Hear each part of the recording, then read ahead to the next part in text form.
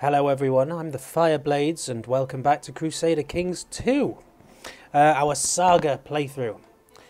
Right, well, good news, we have both Ormond and Thomond, but on this map overlay here I'm actually showing the risk of revolt in each county, and this is actually quite deep red. So I'm going to have a look at the county, click on that and bring it up.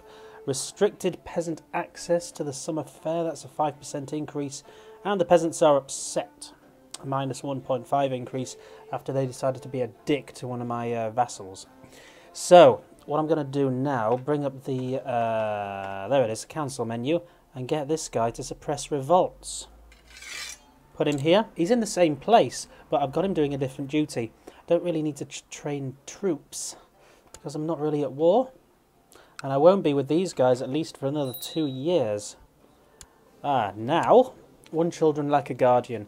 My oldest daughter, my oldest child, is now 6 years old, so she can be assigned a guardian. So who could it be? Now I can choose the guardian here, and I want to choose them on certain merits. Basically now, the more green that they have, the more skills and the more traits will transfer over.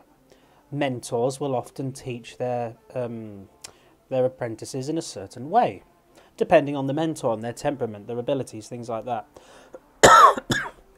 So I want to pick somebody who's actually good, rather than full of red, like this guy.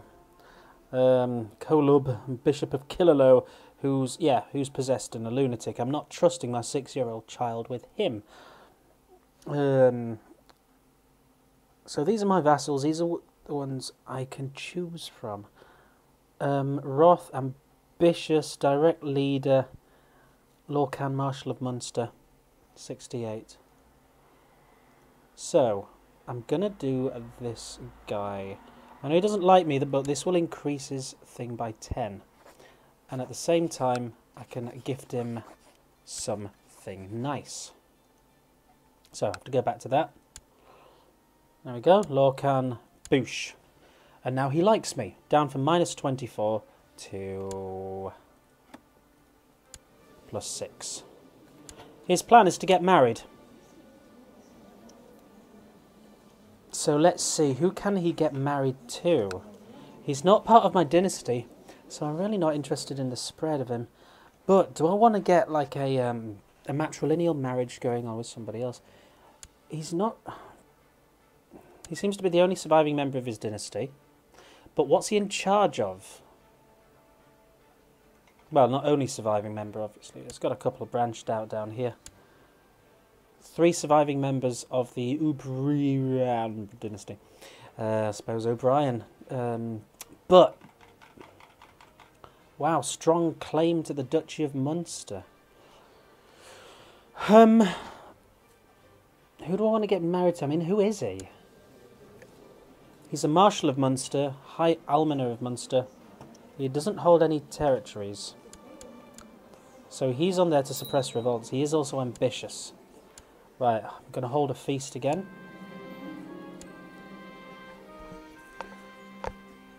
I want to hold a feast for my people. While I was busy preparing for my feast, a troop of wandering junglers arrived at the castle. They looked a bit rugged, but their performance entertained the whole castle. Perhaps I should think about offering them my patronage. Yeah, why not indeed?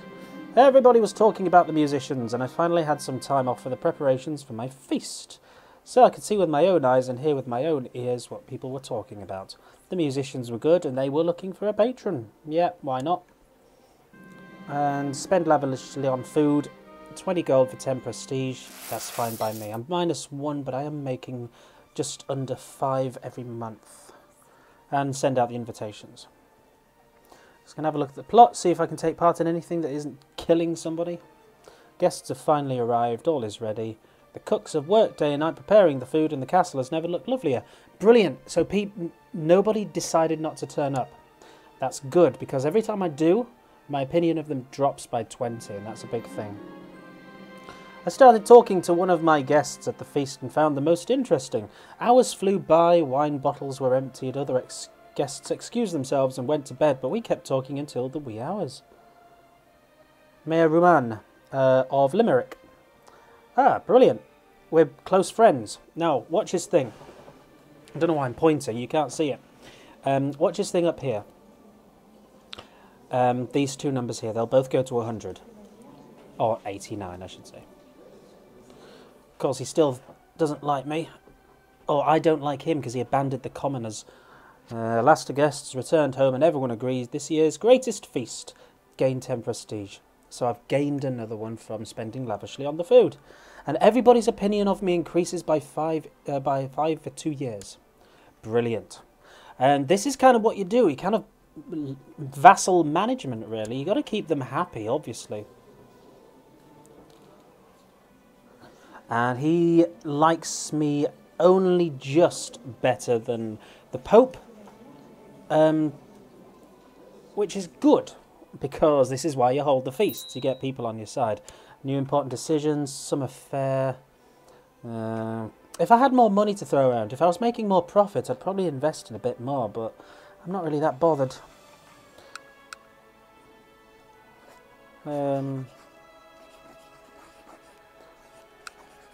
Nah.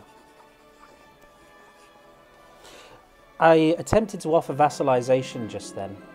And offer vassalization is basically me saying, do you want to become my vassal? I'll basically keep... This territory will therefore be part of my kingdom. You can still have it, but you'll have to answer to me. And he would have said no. I'm not powerful enough yet for that. A group of hedge knights has come to visit Munster. Kinetig has met with them and asked for my reply. Welcome them with a lavish feast. Lose some gold, which I can afford. Gain the trait gregarious, that's kind of good. Welcome them reluctantly and refuse them access, but look at that. Tight ruler. Everybody thinks I'm going to be a tight ruler. Changes by 5 for 60 months. 12, 24, 36, 48, 60. Yeah, 5 years. I don't want that. Welcome them in. I can take a hit to the gold. That's fine. Hedge Knights participated in a minor tournament together with the Knights of Thomond. Sadly, one of the landless vagabonds has been severely injured. Allow them to stay at the castle. Wait a minute. You've got to be careful with these ones. I'm already just. So what can I get away with doing the other option instead? Pay for the medications, send them on their way, lose gold, gain piety. Lose 5 prestige, gain piety. No. I'll lose some gold. Gain some piety. Hey! Fate smiles upon me. My wife Emma is pregnant. Awesome. Gain 5 prestige. Now I know I'm supposed to amass wealth, so I'm going to stop spending money now. My wife has been avoiding me. She's not visited my bedchamber for several weeks. Okay. When I found her demanded why she's given nothing but feeble excuses. Today I overheard a couple of her servants gossiping. They said Emma has contracted syphilis. Well, I'm a possessed lunatic. I don't have syphilis. Nobody wants me. Poor thing, I'll do what I can for her. 47% chance that she gets good care and +1 health, or 52% of bad care and -1 health. And I get 30% chance of becoming kind. I'll show that vile glutton what we do with traitors. Wow, I don't want that. She becomes a traitor and then she's administered hard punishment with my child inside her. Can't believe everything you hear. Surely there's another reason. I'm going to try and get the kind trait because my character isn't that great at the moment. Bollocks. You didn't get the kind trait. Hold a feast. Yeah, fuck it.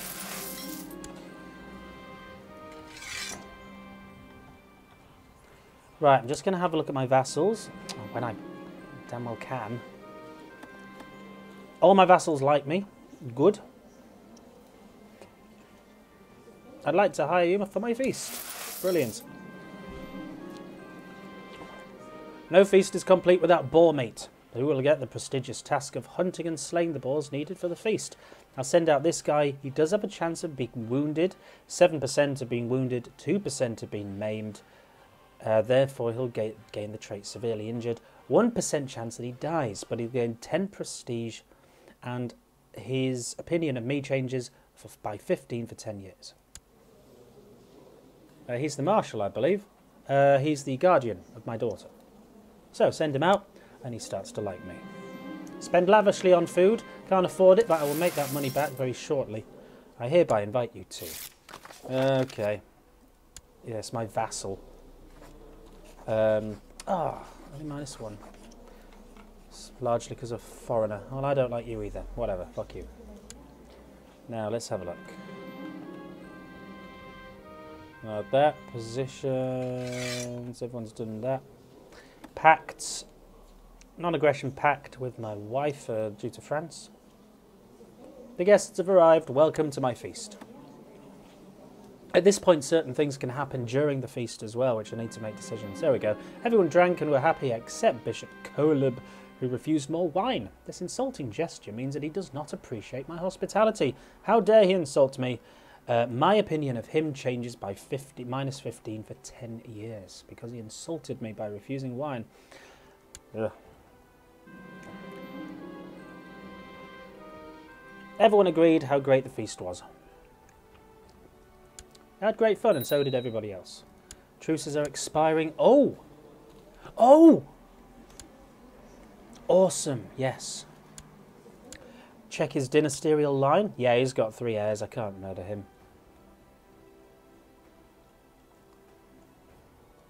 He's only got 2 vassals because he's got 1 territory. My vassals, I've got the Mayor of Neneh and the Bishop of Cashel, which is in Ormond. Their daughter was born, leaving my son to take everything. I have to be careful when you start spreading the families. Edith, no. I like this name. Right. Because the Blades dynasty. 2 daughters and a son. At the moment, the current law for succession is called an agnactic cognatic gavelkind. Which basically means it'll be both. Both boys and girls can rule. Boys will take priority. It's a gavelkind, which basically means divided between your sons. I'm not sure if it's daughters as well. It doesn't look like it, but basically when I die, if I have more than 1 son, my titles are divided between all of them. This is in contrast to a primogeniture, which basically means the primo gets everything, the first. The ultimogeniture is the last gets everything. And these have different effects. So say, for example, if you want a stable government, if you want everybody to have their own way, then it's good to kind of have a gavelkind. But the problem is, if you've got a really good empire, if you're like an emperor and you've got kingdom of Wales and Scotland and England and things like that, and you die, if it's a gavelkind, then if you've got 3 sons, each son will take a kingdom, but you can only play as 1. So with that in mind, I'm actually going to... One of the following must be true.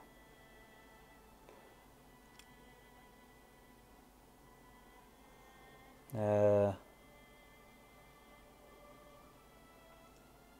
of the following must be true. No, that's weird. Duchy of Munster. Yeah, that's weird.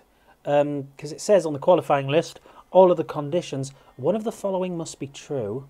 Either holder is a viceroy, which I can't get because it needs DLC, or all of the following must be true. Has conclave enabled, which I don't.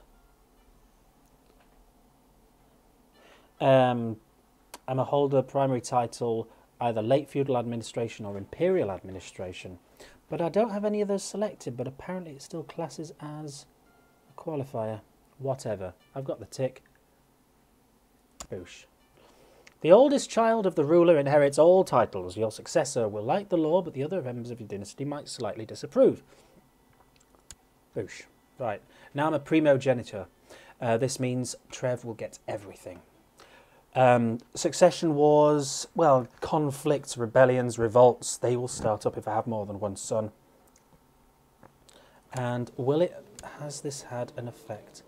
Yeah, as you can see, -5, primogeniture, succession, it's only -5, and also Liege is a lunatic.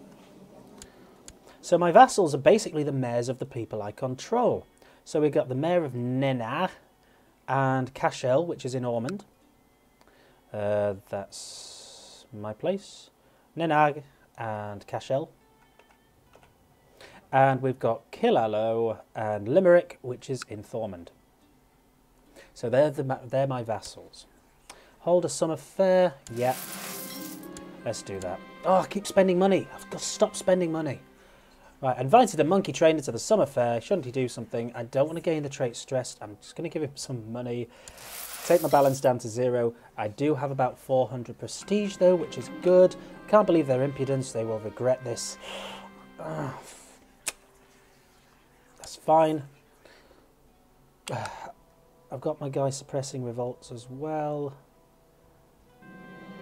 It was great fun while it lasted. Brilliant. Gain 10 prestige. Subject to feeling protected. Local revolt risk -5. Peasants are upset. Peasants are upset. However, my marshal is doing a fantastic job. Awesome. Right, Pope Benedictus the 10th has died already. Wow. Replaced by Pope Honorius the 2nd. And TheFireBlades has now been known as the Just. So there we go. Duke the Fire the Just. It's like a silly name, but whatever. I'm going to have a cabinet reshuffle, and I'm going to appoint anybody who is actually better than the ones I've got. 13, 16. But he's also got a learning of 23. He's best for both, but he's a bishop. So I kind of want him to have the bishop's place. He's strong. Okay, next down is 11. Oh, actually, next down is 14, but he's a possessed lunatic. 16, next one down is him. I'll keep him there. Because that's a smaller difference. 16 and 13 is fine, but this guy's a possessed lunatic. 14 and 23, I'm going to put him in charge instead. Thing is, he's ambitious, and they're fueled by success. They're obsessed with success, and they do everything they can to be successful. So, brilliant. Okay, no more revolt risk. I'll go back to the dynasty map there, or at least the Jujur realms map. And let's have a look. Can I reshuffle anybody else? My marshal is 18 in martial skill. I'll keep him there. My steward, 15 in steward skill. That's fine. And intrigue, the one I've got at the moment is 11. The next one down is 8. Brilliant. Cool. Right, so I've got the best guys I can on the job. It's come to my attention that the Chancellor of Desdumain, connecting blah blah blah, bribed and threatened his way through my domain, trying to get enough people to recognise a claim on my title, which is fabricated for his liege. Okay, he's the Chancellor, and he's basically doing what I tried to do at the beginning. He is fabricating a claim to my territory. Better not use it. He's probably going to use it. You're hosting dinner for some local dignitaries. Oh, not again. I thought this lunatic thing would have gone by now. Yep, decided to go ahead and use my claim on my title despite having nothing more than a laughable and obviously fabricated document to back it up. I'm not going to tell anybody that I'm fabricating a claim on the other side as well. I'm going to pause this here and have a look. Declare war. Once again, press my claim on here. But now I can have a lot bigger army, 1,500, because I've got 2 territories and I'm in full control of them. So my vassals are more obliged to provide their levies to me. So I'm not going to save it. Usually I quick save it or do something before I begin. But this time I'm not. Declare war.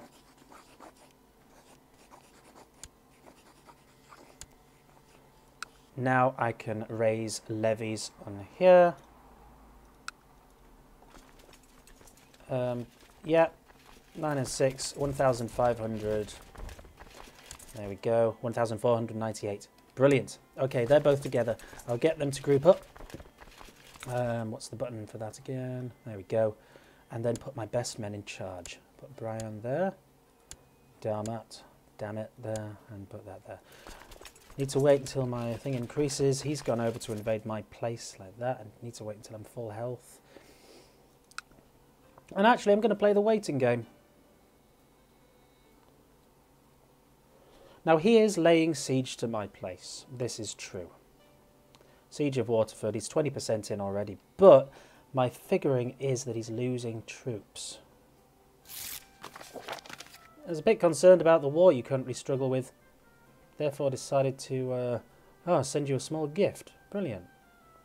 He pays me 9.7 gold. Brilliant. Anyway. Right. I'm going to leave this siege here. We're running over time, so I'm going to stop this one here. Thank you for watching, and we commence battle on this place. Hopefully we can take this territory as well. But I'll stay tuned for the next episode. Hope to see you soon. Bye for now.